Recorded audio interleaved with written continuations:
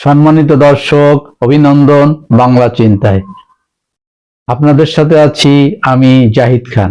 যে যেখান থেকে দেখছেন সবাইকে শুভেচ্ছা ও অভিনন্দন। রমজানে দ্রব্যমূল্য স্বাভাবিক রাখতে প্রধান উপদেষ্টার নির্দেশ। বাংলাদেশ প্রতিদিনের রিপোর্ট। খবরে বলা হয়েছে, আসন্ন রমজানে দ্রব্যমূল্য ও পণ্যে সরবরাহে শৃঙ্খলা স্বাভাবিক রাখার জন্য মাঠ পর্যায়ের কর্মকর্তাদেরকে কাজ করার নির্দেশ দিয়েছেন প্রধান উপদেষ্টা প্রফেসর ডক্টর মোহাম্মদ ইউনূস। আজ সোমবার প্রধান উপদেষ্টার কার্যালয় থেকে এক ভিডিও কনফারেন্সের মাধ্যমে 4টি বিভাগের 31টি জেলার কর্মকর্তাদের সঙ্গে আলোচনায় যুক্ত হয়ে তিনি এই নির্দেশ প্রদান করেন।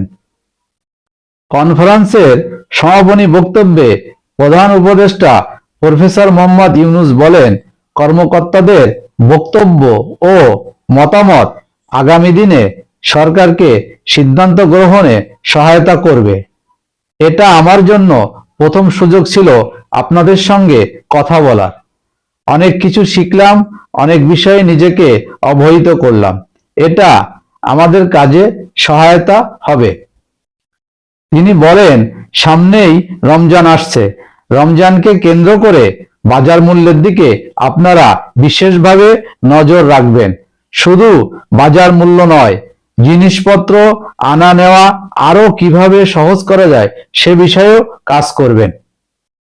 তিনি আরো বলেন, সংস্কারের লক্ষ্যে সরকার যে 15টি কমিশন গঠন করেছে, তার মধ্যে বেশ কয়েকটি কমিশন খুব শীঘ্রই তাদের রিপোর্ট প্রদান করবে।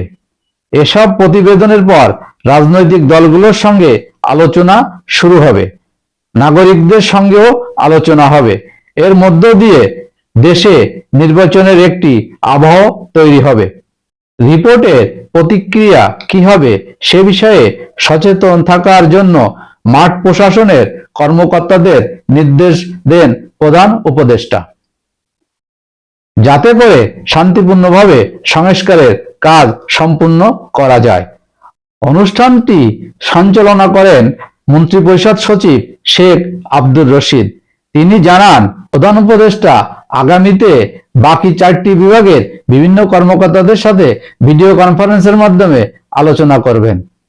দর্শক, ভালো থাকেন, দেখা হবে নিশ্চয়ই অন্য কোনো খবরে। ধন্যবাদ।